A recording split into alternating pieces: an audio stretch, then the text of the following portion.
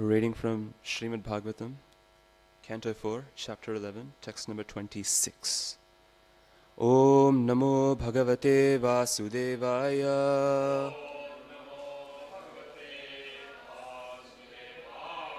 Om Namo Bhagavate Vasudevaya.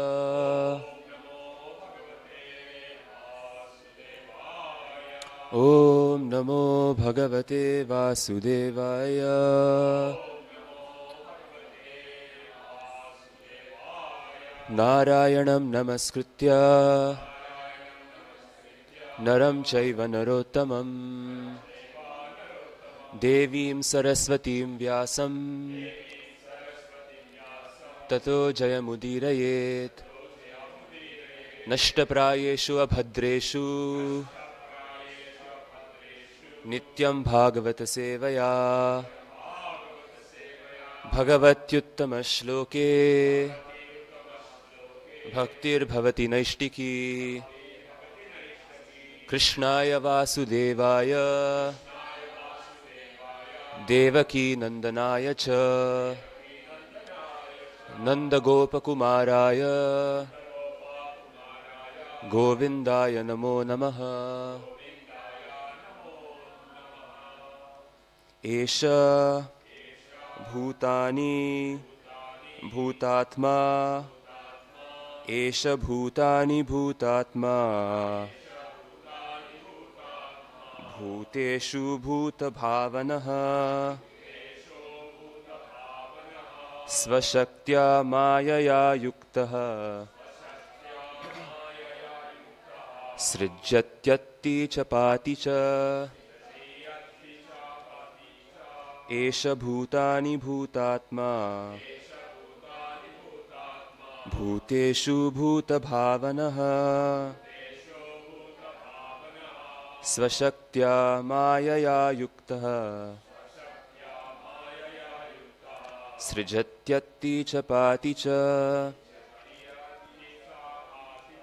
Esha Bhutani Bhutatma Bhuteshu Bhuta Bhavanaha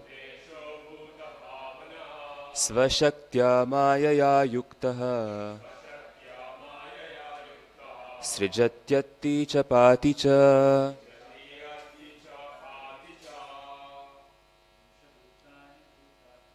Esha Bhutani Bhutatma Bhuteshu Bhuta Bhavanaha Svashaktya Mayaya Yuktaha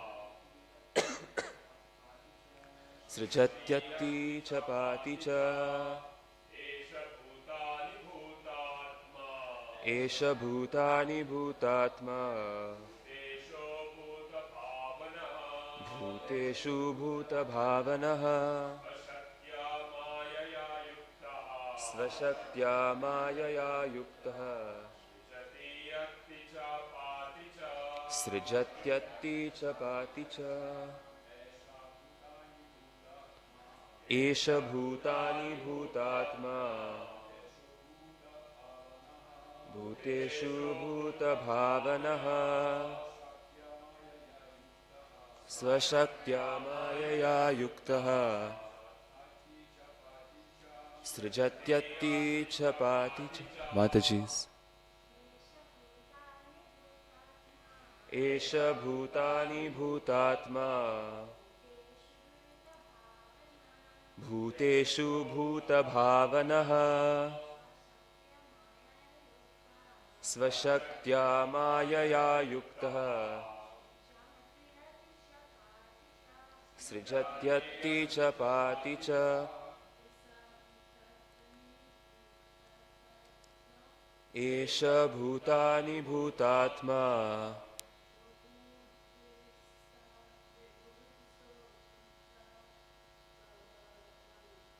Bhuteshu Bhuta Bhavanaha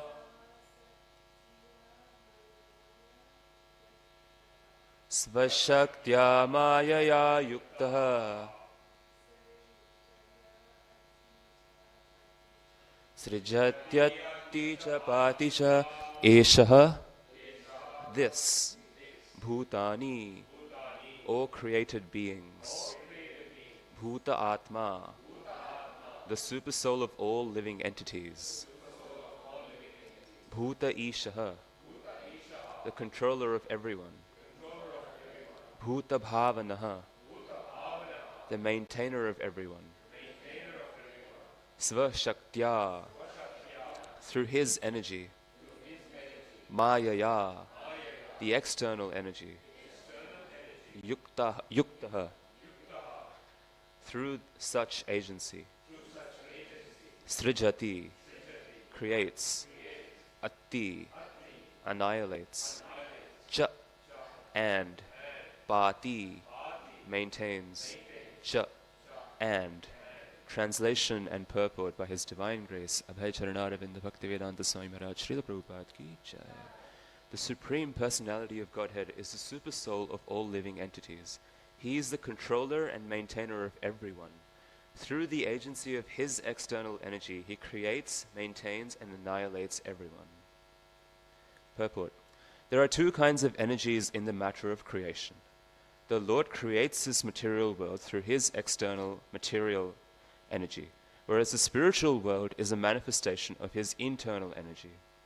He is always associated with the internal energy, but He is always aloof from the material energy. Therefore, in Bhagavad Gita 9.4, the Lord says, Matsthani sarva bhutani nachaham teshvavasthitaha. All living entities are living on me or on my energy, but I am not everywhere. He is personally situated in the spiritual world. In the material world also, wherever the Supreme Lord is personally present, is to be understood as being the spiritual world. For example, the Lord is worshipped in the temple by pure devotees. The temple is therefore to be understood as being the spiritual world. Om Ajnanatimirandhasya Jnananjana Shalakaya Chakshurunmilitam Yena Tasmai Shri Guruve Namaha Shri Chaitanya Manobhishtam Sthapitam Yena Bhutale Svayam Rupaha Kadamahyam Dadati Svapadantikam Vandeham Shri Guru Shri Yuta Padakamalam Shri Gurun Vaishnavanscha Shri Rupam Sagrajatam Sahagana Raghunathanvitam Tam Sajivam Sadvaitam Savadhutam Parijana Sahitam Krishna Chaitanya Devam Shri Radha Krishna Padan Sahagana Lalita Shri Vishakhanvitanscha He Krishna Karuna Sindho Dinabandho Jagatpate Gopesha Gopika Kanta Radha Kanta Namostute Tapta Kanchana Gaurangi Radhe Vrindavaneshwari Vrishabhanu Sute Devi Pranamami Hari Priye Namo Mahavadanyaya Krishna Prema Pradayate Krishnaya Krishna Chaitanya Namne Gauratvishe Namaha Vancha Kalpa Tarubhyascha Kripa Sindhubhya Evacha Patita Nam Pavanebhyo Vaishnavebhyo Namo Namaha Jaya Shri Krishna Chaitanya Prabhu Nityananda Shri Advaita Gadadhara Shri Vasadi Gaura Bhakta Vrinda Hare Krishna Krishna Krishna Hare Hare Hare Rama Rama Rama Hare Hare. So, before I begin, I am doing the service on the order of Radha Vinod Prabhu. I want to take the blessings of all the Vaishnavas gathered here that I may speak in line with what our acharyas have taught. So today we're continuing on with the section where Swayambhuva Manu is advising Dhruva Maharaj to not kill all of the yakshas, and he starts speaking on the theme of not responding or not reacting to what is an immediate cause in front of us. So often, and we spoke about this last time, and I'm sure you've heard more about this during the week, that we often react to what is the cause in front of us immediately. If someone spills water on me, then I want to respond to that person. But Swayambhuva Manu is speaking about the most efficient cause, which is what is Krishna's role in whatever happens to us. So he's speaking on that front, and he's speaking on that front because he wants Dhruva, who is supposed to be now on that platform of being self-realized and having seen the Lord, that we must act on that platform. When we act on that platform, we have the best behavior, the best realizations, in cognizance of the presence of the Lord. So,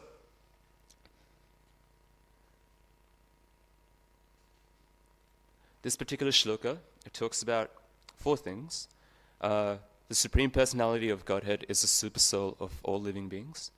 The fact that he's the controller of everyone, the fact that he's the maintainer of everyone, and that through his agency of his external energy, he creates, maintains, and annihilates everyone. And then Srila Prabhupada's purport, it focuses on the differences between the material and spiritual energies, and particularly how the Lord relates with each of those energies differently. And I guess we've already spoken about the context of where this verse is spoken, but it's to inspire. So, individual events can inspire an emotional response, but when we see this perspective, these events from the perspective of the Lord's energies, it would inspire a different response, a more deeper response, a perspective that sees things from the cosmic perspective. So, because this is so focused on Krishna as the supersoul, I thought we could speak a little bit about the supersoul and the different ways in which the supersoul manifests in our lives. Now, often the realization of the supersoul is something that is quite an elevated state, and a lot of us may not be there yet, except perhaps Sriman Nrsimha Prabhu. So how do we understand what the role of the supersoul is in our day-to-day lives? That's what I wanted to speak about, and I think the primary way is to see the world through the eyes of Shastra. And to see the world through the eyes of Shastra means to understand how the Shastra says supersoul manifests in this material world. So, in one sense, or in the most, not bird's eye view, but the Karnadakashai view, right, of the world is an inception in the movie sense. So, like, the world is, many layers of supersoul within each other. So you can say, for instance, that this body is dead, right? It's dead matter, but it is animated by the presence of our soul. But there is also the presence of the supersoul within our body.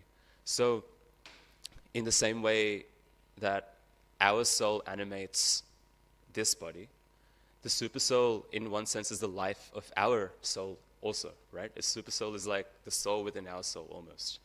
And then you also have Kshirodakashaya Vishnu, who is expanded into every atom within this universe.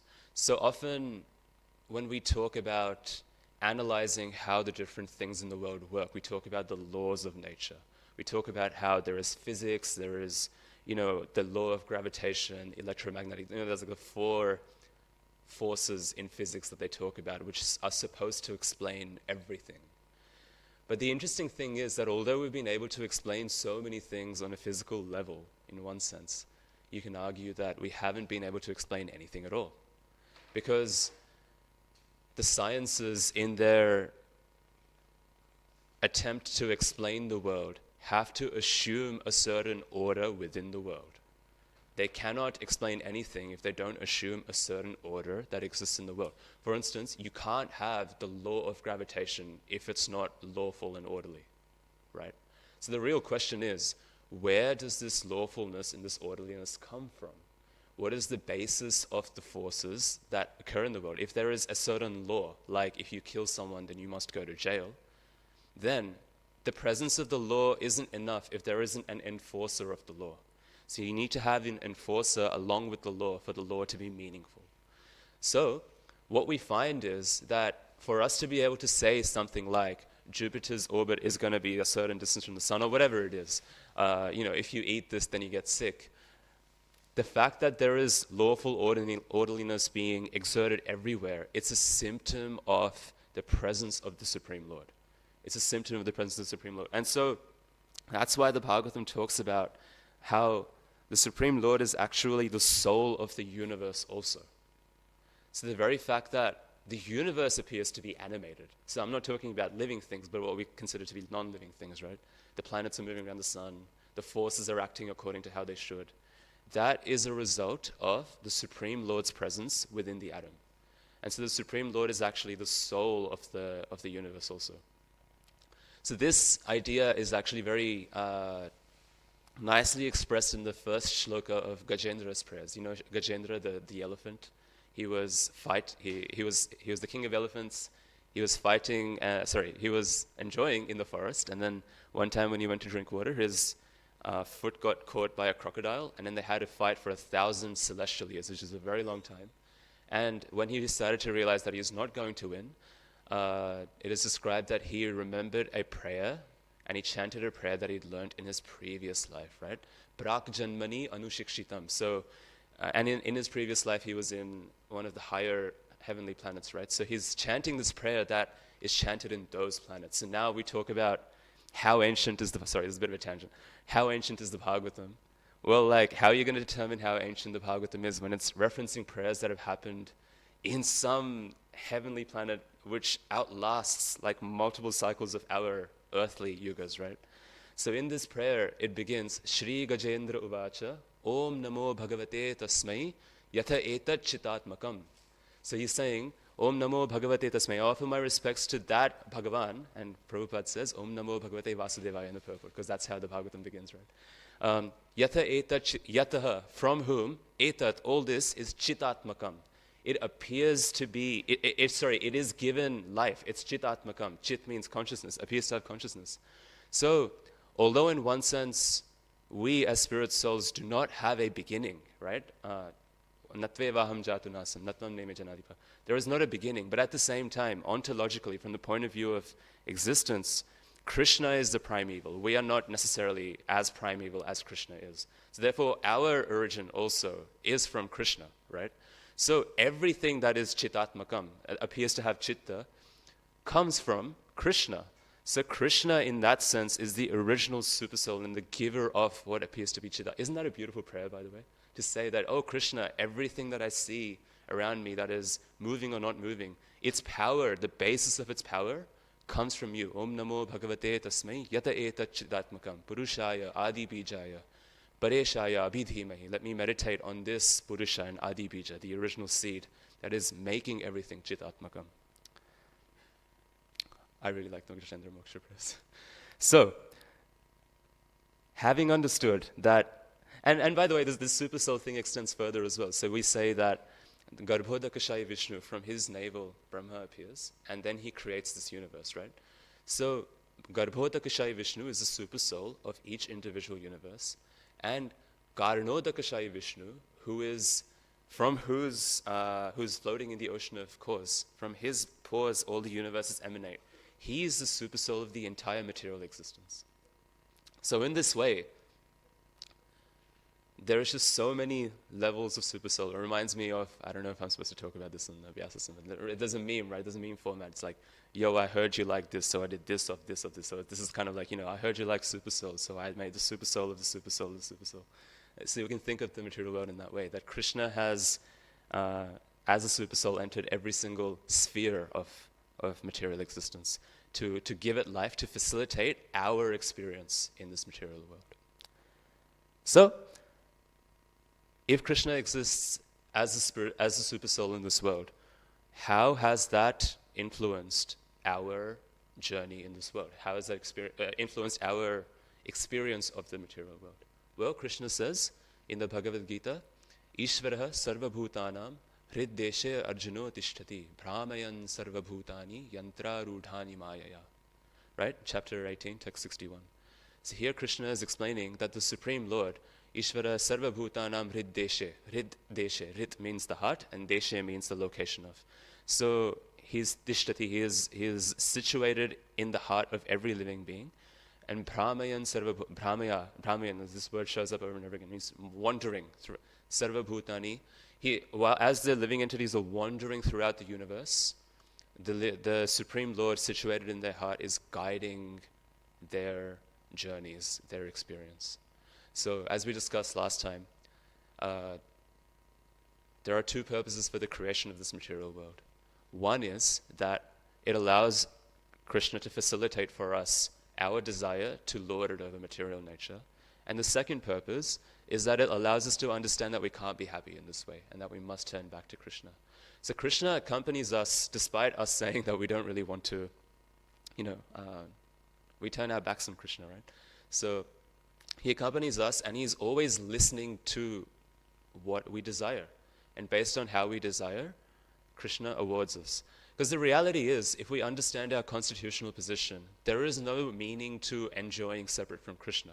Because whether you're enjoying in the spiritual world or you're enjoying in the material world, we are dependent on Krishna to supplying whatever that situation of enjoyment is. Because that is what it means to be dependent. The living entity by its constitution is dependent. We have to act in order to seek happiness, in order to become happy. We're seeking happiness, but we have to act in order to experience that. The Supreme Lord, he doesn't need to act because he's happy as he is, right? And that's the difference. That is what it means to be dependent and independent. So in our dependence, we also seek a sense of I and mine and so on. And bereft of seeking that sense of I and mine in the Supreme Lord, we seek it in the things of this world. And we try this and we try that, maybe hoping that we would feel this complete in this way. We feel understood, we feel ananda, that bliss that we are always anxious, as we say in the Shikshashtakam, right? Bliss for which we're always anxious. So the Supreme Lord is seated and he's listening to our desires. And according to our desires, he's actually awarding us different bodies so that we can enjoy the different situations. So I was actually thinking, what are the different places in the Bhagavad Gita where the Supersoul is mentioned, and what's the role of the Supersoul that's mentioned? And one famous one is Upadrashta Anumantacha Bharta Bhukta. Is that the right one? Yeah. So the Supersoul is described as being the Upadrashta and Anumanta, the witness and the sanctioner of our activities. So our experience in this world is actually quite interesting, even from you can say a spiritual / psychological perspective, in the sense that I was listening to my Guru Maharaj's class on Patanjali Yoga Sutras and how it describes psychology from a Vedic perspective. And it talks about sort of 5 layers. There's the chitta, which is the consciousness itself. And there's the klesha, which means, klesha refers to basically 5 elements of very remote conditioning that influences a lot of our higher level desires. So things like, raga, dvesha, asmita, which means ego, and so on. And then you have vrittis, which are influenced by the klesha. So vrittis are kind of like things that bubble on top of our consciousness. And these vrittis are influenced by 2 things, the kleshas as well as our sensory experiences. These vrittis influence samskaras. Samskaras, more commonly known word, it means the impressions that we have. So every action that we perform, it leaves an imprint on our consciousness, which then influences further thoughts and further actions. So these samskaras and vrittis, they influence habits, not just physically, but also mentally. So a lot of modern, and I will put the disclaimer, I'm not a mental health expert, but a lot of modern psychology and the treatment of those illnesses is actually is based upon identifying patterns of thought and then finding a way to treat them, right? So for instance, if someone is suffering through post-traumatic stress disorder, and again, do not treat this as a treatment, I'm just giving an example. If you have post-traumatic stress disorder, please go to a medical health professional. Post-traumatic stress disorder is associated with having experienced traumatic events at some point in one's life, and then the impressions of those events show up later in life when presented with similar stimuli. So let's say if I was really little and Srimad Narasimha Prabhu told me off for eating Mahaprasad before a Mangalarti is done, then when I'm 25 years old and I see Mahaprasad, 2 things happen. I still feel that attraction, but I also remember that Srimad Narasimha Prabhu told me off. So sorry Prabhu, I don't want to, Srimad Narasimha Prabhu is very kind. I look up to him as a mentor, so I'm sorry that I'm using you as an example. But the way in which these impressions bubble are actually dictating our lives in many very significant ways in this material world. Because often we think that we are desiring to do certain things, and we think that we have freedom to do those things, but What we don't recognize is the extent to which our desires and actions are influenced by these previous samskaras, impressions, and so on. So if we really sit down and think about why am I acting the way I'm acting, you'll find that a lot of it is not actually just our will. So, our Shastra also goes to a large extent to describe how this is happening, that the impressions that we're taking on today are influencing our actions. Our subtle body carries these impressions into our next life, and so that's why you can have two people being born and brought up in the same environment, but their behavior is different because they're acting based on their impressions. This is one way. This is another way we can infer that a past life has to exist, even though we can't see it, because twins who are literally identical twins, they must have very similar karma to be looking like each other and have so many of the same behaviors. But because their past life impressions are different, when they grow up, they have different habits, so many things. How do you describe this if everything is meant to be genetic and somehow chemically determined? It's not. So that's why in the 15th chapter, Krishna says, Utkramantam sitam vapi, munjanam va gunanvitam, vimudha nanu pashyanti, pashyanti jnana chakshusha. Those who do not see with the eyes of this knowledge, they are bewildered. They don't understand how things happen in this world, why people act the way that they act.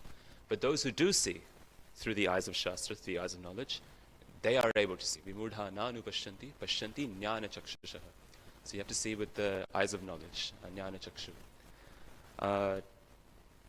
Often there is a question asked that if someone is spiritually so strongly practicing, why is it that they are also sometimes acting improperly, right? Someone's chanting 16 rounds, they have been doing so for a long time. And the answer is that how we choose to act is always based on one of two things. We either act based on our spiritual intelligence, or we act based on these samskaras.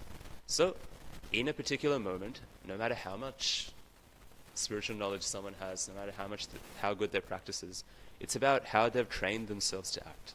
So if they're able to act on their spiritual impressions, then they will act properly. If they've been trained to act, if they give in to their temptations, the Vegas, as we say in the Nectar of Instruction, if they choose to give in to their Vegas, which are the influence of previous samskaras, then they will act according to whatever those samskaras are. So until one is a pure devotee, your samskaras have not gone away. So up until that point, you always have the capacity to potentially act upon the material samskaras. So to the extent that we practice acting based on our spiritual knowledge, training our intelligence to act according to what Shastra teaches us, to that extent we'll actually demonstrate wonderful behavior as well, which is actually really important for devotees, because so much of recognizing who a devotee is determined by qualities that a devotee possesses. For instance, the first shloka of the Nectar of Instruction tells us how to identify a guru. It is all based on qualities, right? How does it go again? Vacho vegam, manasa krodha vegam, right? Or even the 26 qualities of a devotee. Kripalu vakrita droha satyasara samha. So we can just check, like, to what degree, because we all express these qualities to some degree, but to what degree are we able to demonstrate these qualities? So the Lord is actually in our heart, and He's listening. And at every point in time, whatever we desire, the Lord tries to facilitate that desire. But also because the Lord is not simply just a yes man, right? He's going to give us what we need to grow. Sometimes He doesn't, or often He doesn't give us what we want. And He's able to give us what we need. So one time I asked Bhagavad Ashra Prabhu, I was reading about this devotee's life, and he was going through something really troubling. And in that troubling time, he prayed to Krishna, and he said, Krishna, you please protect me. I might get killed right now, there is a murderer out here. Why wouldn't Krishna appear and save him? He's done so much devotional service. And Bhagavad Ashra Prabhu's answer is quite funny.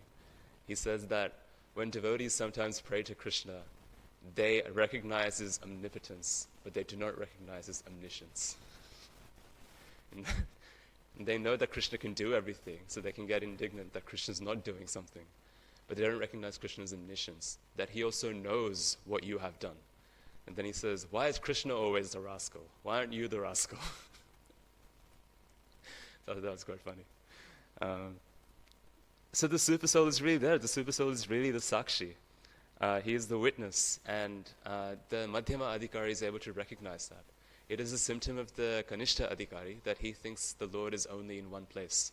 But the Madhyama Adhikari is able to recognize that the Lord is always with him. That's why a Kanishta Adhikari might have good behavior at the temple and then go home and do whatever they want.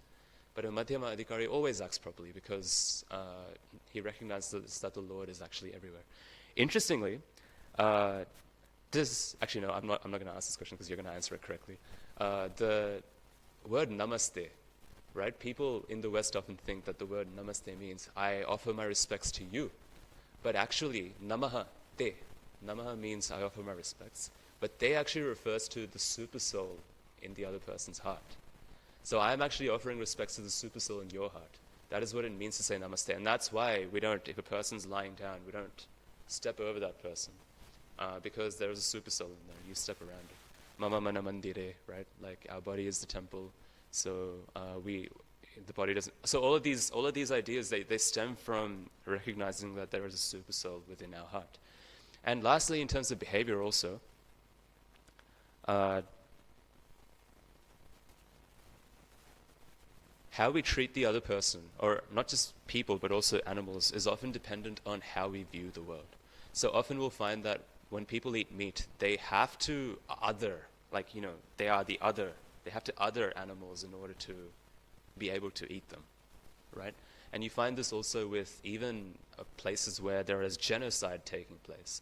If you look at, for instance, the training that, I'm sorry to bring up something negative, but if you look at the training currently that the Israeli soldiers are being given in order to carry out whatever they're carrying out in Palestine, they're being told that these people are like animals. These people are not actually humans. So you have to other something.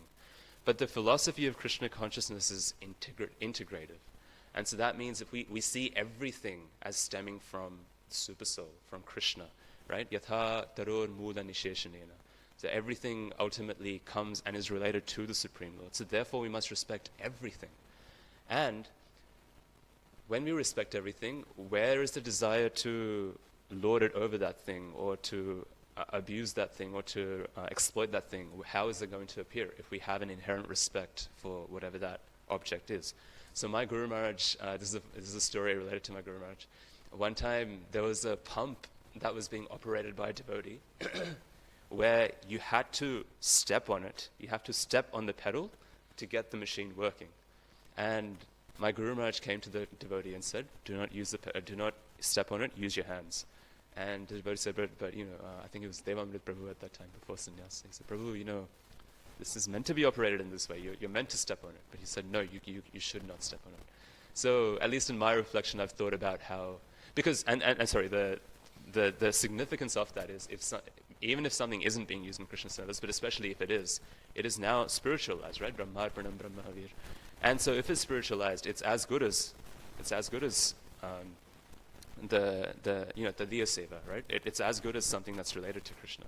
Why would you use your feet to step on something like that? So use your hands. So it's a bit extreme, but even if it's not the case, like I think about how many times I've carelessly kicked something. So for instance, even if I want to stand on the mat, right, in the temple room, how often have I moved the mat with my foot when actually I should be treating it with respect? So if we think about all of the times that we kick something with our feet, how often are we treating it with indifference and with disrespect, and how often are we seeing that as the energy of the Supreme Lord, as something that we should not kick, right? So that is in terms of vision, and also in terms of protection, that the Bhagavad Gita mentions in chapter 6 that, how does it go? Jitatmana prashantasya paramatma samahita shitoshna sukhadukkeshu tathamana apamanayo. For one who is able to see and practically see the super soul, for that person, and that person has these characteristics that they've conquered the mind, and they are not affected by shita, ushna, which means heat, cold, sukha dukkeshu, happiness, sadness, and mana and apamana, so honor and dishonor. Why? Because they know that whatever is happening, there is a super soul in that person's heart as well. Even the person that's going to attack me right now, Krishna is in that person's heart as well. So if whatever Krishna wants is going to happen now. I don't need to personally worry so much because I'm seeing Krishna everywhere.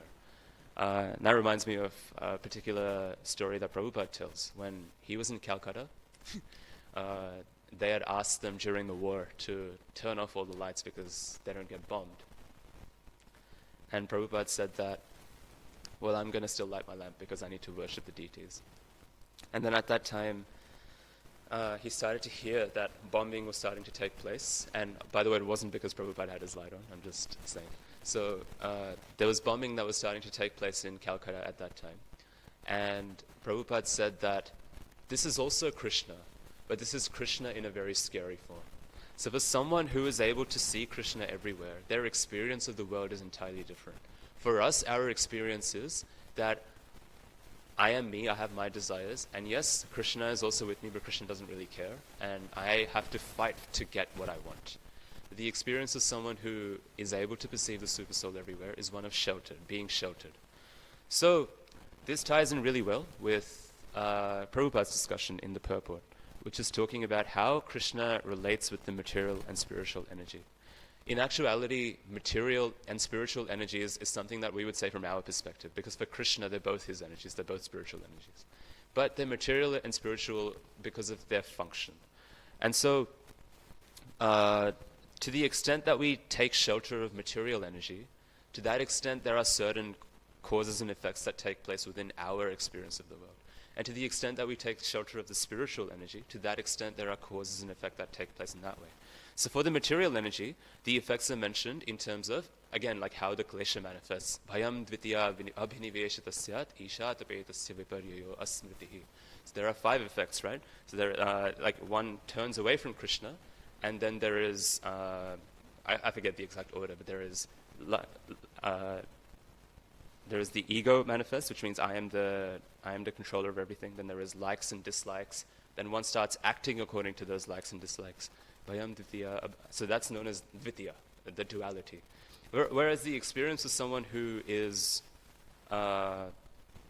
taking shelter of the spiritual energy is different. The material energy actually has 3 parts to it. One part is the 3 modes of material nature, and there is the vidya shakti and the avidya shakti. So it's the avidya shakti that makes us think that we are the supreme rather than Krishna is the supreme. And so the practice of devotional service, which means to take shelter of daivim prakriti, we say daivim prakriti mashrita, that's what the Mahatmas do. That hits at the heart of our affliction in this world, which is this avidya. And it is only because Krishna controls these energies, right?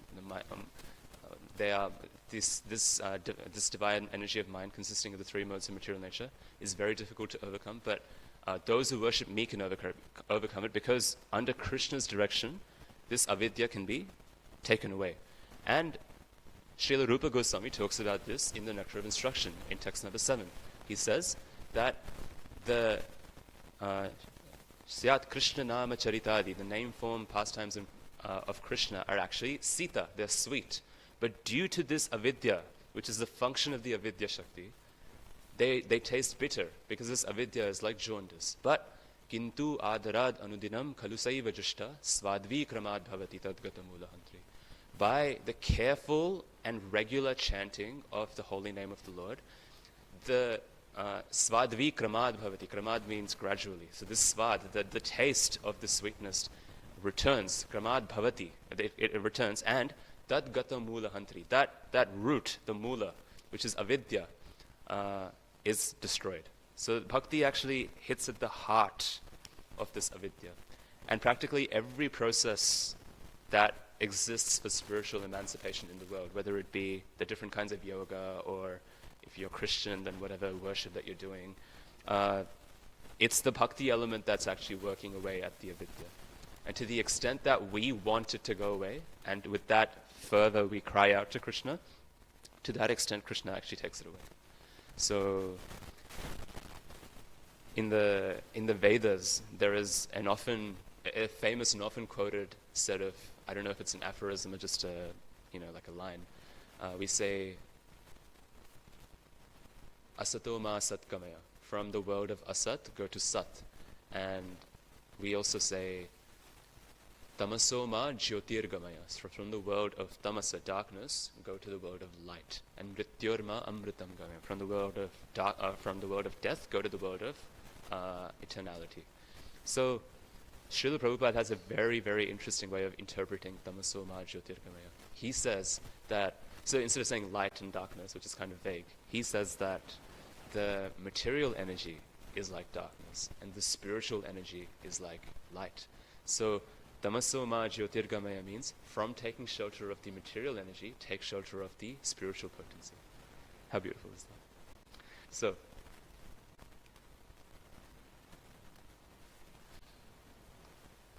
when we actually take shelter of the spiritual energy, it is again the super soul which cleans our heart of the avidya. Where is this mentioned in the Gita? Does anyone know? Super soul, like destroying the ignorance in our hearts. Yes. Yes, exactly. Yes. Do you want to say the full verse? Okay, no worries. Tesham. Tesham? The one after that. Tesham evanukampartham. Tesham evanukampartham aham vijnanajam tamah. Aham vijnanajam tamah? Aham ajnanajam tamah. Quite the opposite, right? Tesham evanukampartham aham ajnanajam tamah nashyami atma bhavastho jnanadipena bhasvatah. So, and he's referring to the person in the previous verse who says, for a person who is worshipping me all of the time, Tesham satata yuktanam bhajatam priti purvakam, worshipping me with love, to that person I will give the yogic intelligence by which he can come to me, buddhi yoga. And then, Tesham evanukampartham, out of my mercy for this person, aham ajnanajam tamaha nashyami, whatever ajnana and avidya is there in this heart, me being situated in his heart, with the torch of knowledge will burn down this avidya. So when we are practicing bhakti, it is Krishna himself who is actually burning down the avidya that is there in our hearts himself. So Krishna consciousness is actually very personal, because Krishna personally does everything. There is no impersonality in Krishna consciousness. Even whether it's avidya or vidya, Krishna is personally doing everything. Last time we spoke about how the presence of the Lord cannot be established definitively by logic. We can have some confidence, but we can't know definitively. One thing I also wanted to add to that is the reason why we must experience Krishna consciousness to know whether Krishna, exists or not and what it's like to be with Krishna is because Krishna is personal, and the experience of Krishna consciousness is personal. And so because Krishna is personal, we must engage in a personal process in order to experience the personhood of Krishna. Otherwise, the attempt to gather knowledge about Krishna through logic is kind of impersonal. So, I wanted to end with a story because we're at 8:50 anyway. One time, Srila Bhakti Chaudhary Swami was at our place doing a class, and he was telling a story of how when he was serving Srila Prabhupada, he asked Srila Prabhupada the question. He said that generally when we talk about the Paramatma, the Super Soul, he's described as being four-handed, Vishnu, right? Chaturbhuja. But what about for us? I want there to be Krishna in our hearts. What about for us? And Srila Prabhupada said that, yes, for most people it is Paramatma is, four-armed. But for devotees, he is the two-armed Krishna within the heart. So, Yam Shyama Sundaram Achintya Gunaswarupam Govindamadi Purusham Tamaham Bhajami. So I wanted to end here. Grantaraj Srimad Bhagavatam ki jai, Jagat Guru Srila Prabhupada ki jai. Is there any questions? Yes. Wait. Oh. Hare Krishna.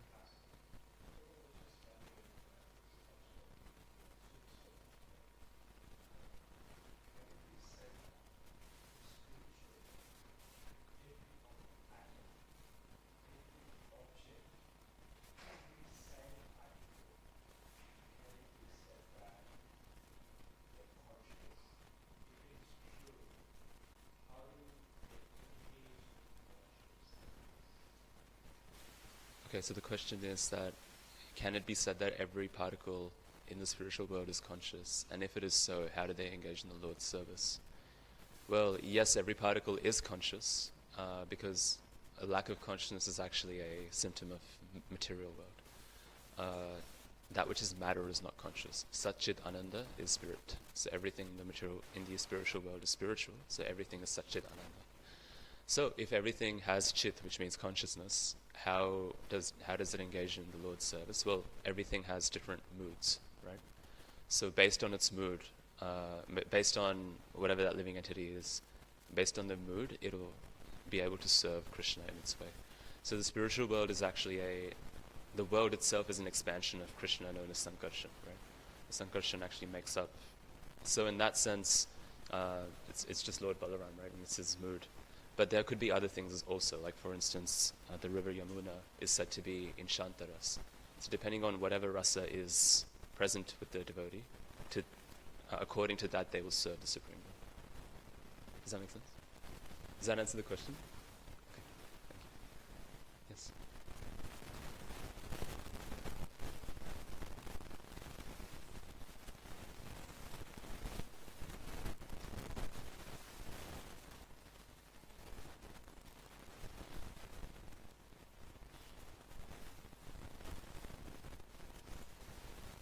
Right.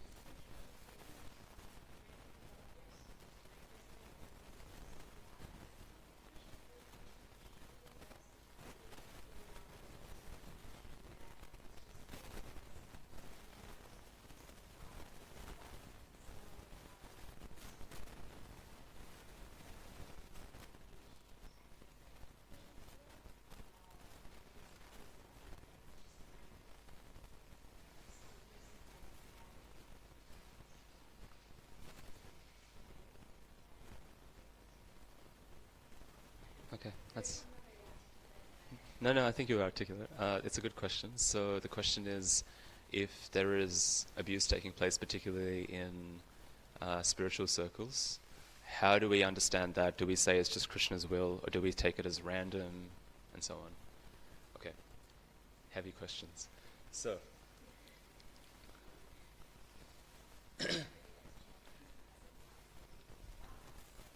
No? All good.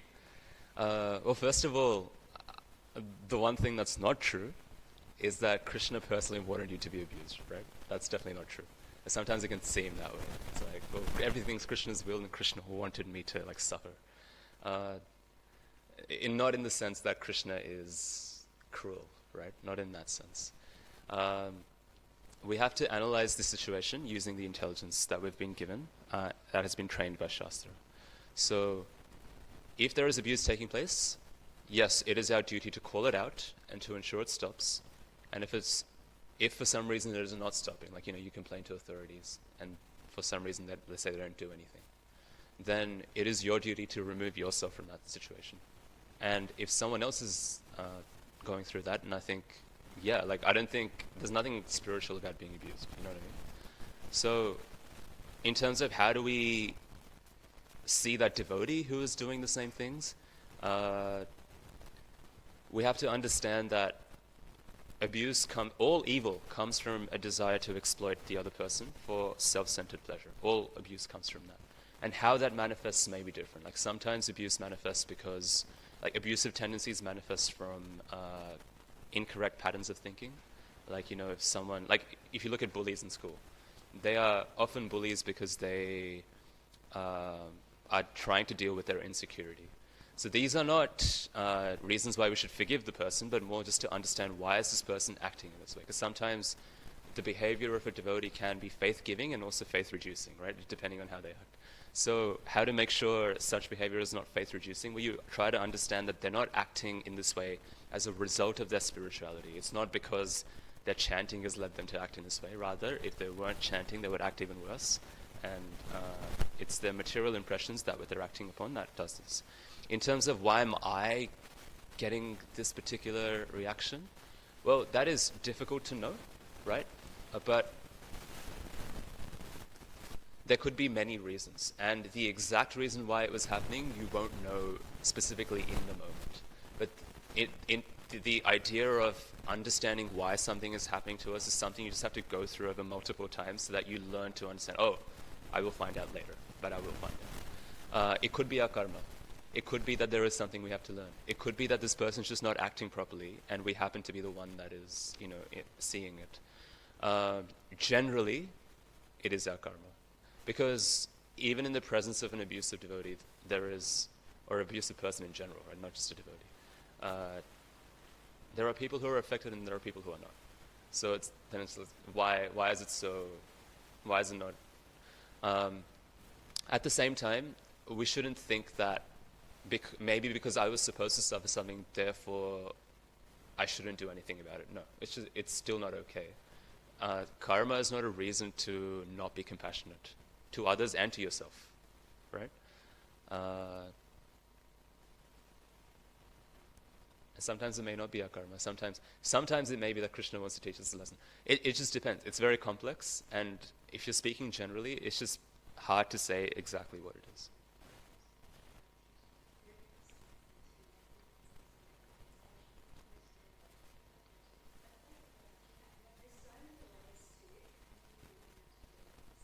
Thank you. I hope it helps.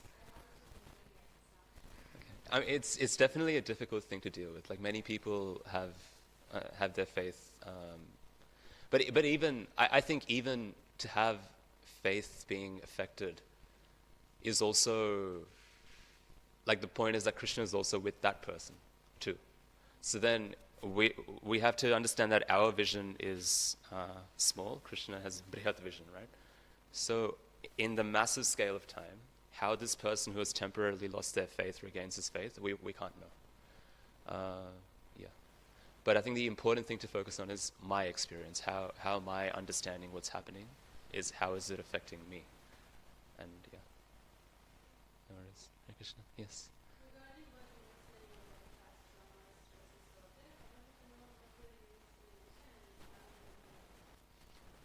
Sorry, past traumas. Sorry, I don't understand the question.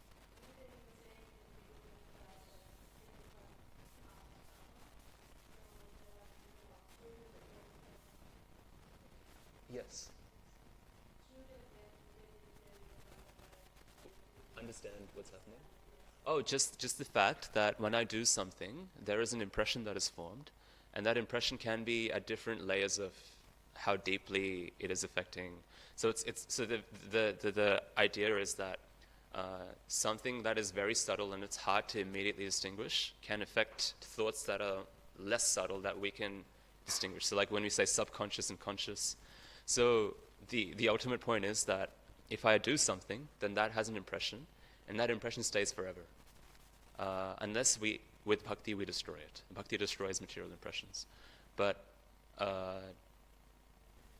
that impression stays, and that impression can not be readily accessible right now. Like if I ask you, like, you have a certain view of your parents, right? Well, where did you get that view from? There's no point in time where you can say, well, that was the point where I actually figured it out. You don't know, but it did happen over time and it stays with you. So these are just impressions, samskaras in our chitta, in our consciousness. And does that answer your question? So PTSD is also kind of like that. It's like PTSD is just a response to the previous samskara. The samskara it's an impression of an experience. So when certain stimuli appears, then those impressions are also drawn out from the repository of impressions. And so we experience that as well as this. And then there's many different techniques to deal with that. Like in modern psychology, for instance, again, I'm not a psychologist. If you have this, go to an actual one. But one way to deal with it is exposure therapy, right? You expose yourself to that thing over and over again so that your emotional response is not as strong anymore. Or another way to deal with it is to strengthen the intelligence. You use your intelligence to reason with it, and when you reason with it, you're able to rise above it. That yes, this happened, but whatever my mind is telling me is not happening anymore, if that makes any sense.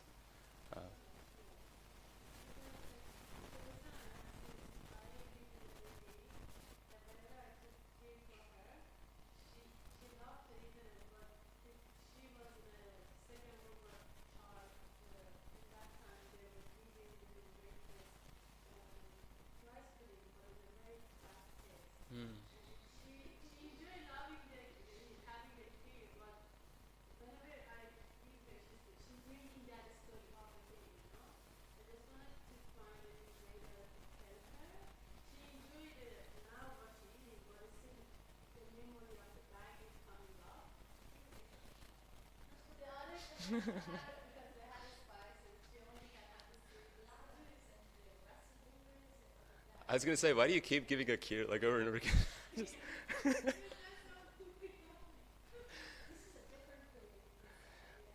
you can't help a person unless they recognize that they want help.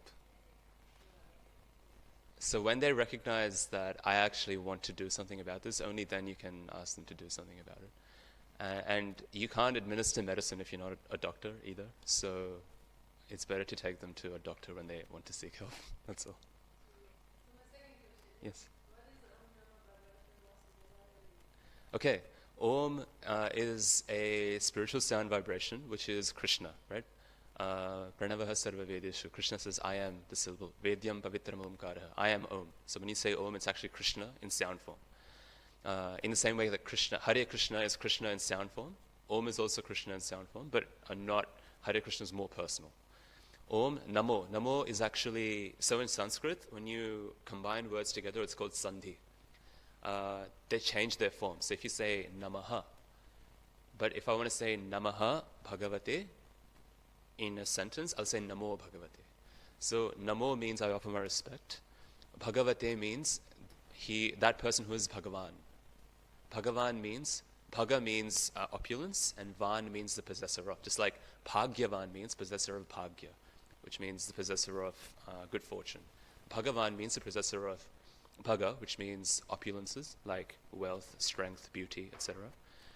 Om Namo Bhagavate. And Vasudevaya means Vasudev. When you attach Aya to something, it means unto that person. Like Pareshaya, or Akhila Karanaya, unto that person who is the Karana of the universe, the cause of the universe. So Vasudevaya means unto Vasudeva, and Vasudeva is a name for Krishna. So Om Namo Bhagavate Vasudevaya. I offer my respects to Vasudeva, who is Bhagavan, the Supreme Lord.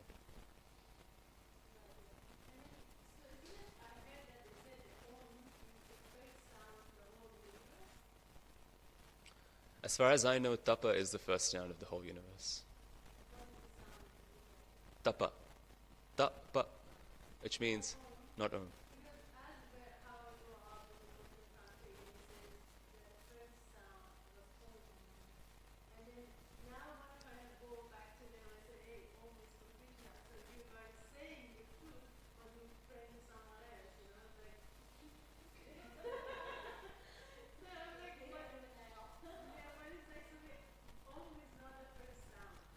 I mean, look, it could be, right? But I'm just basing this off what I've read in the Bhagavatam. If you read Canto 2, Chapter 9, just read that chapter.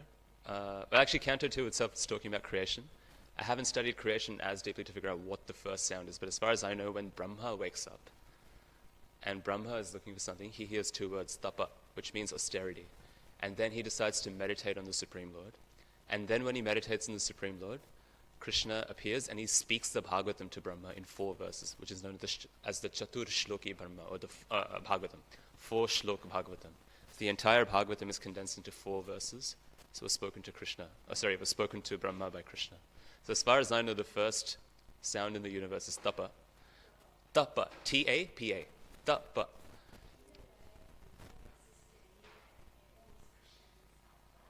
You're correct. Correct.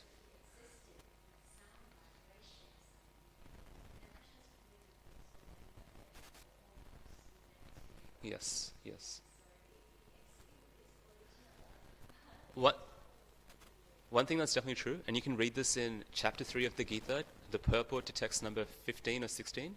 Srila Prabhupada talks about how Karnodakashai Vishnu, who is much before like Brahma and the Garbhodakashai Vishnu, the Vishnu who is lying, from whose pores emanate the universes, it is said the Vedas also emanate from his pores. And the Vedas contain the Om sound amongst other hymns as well.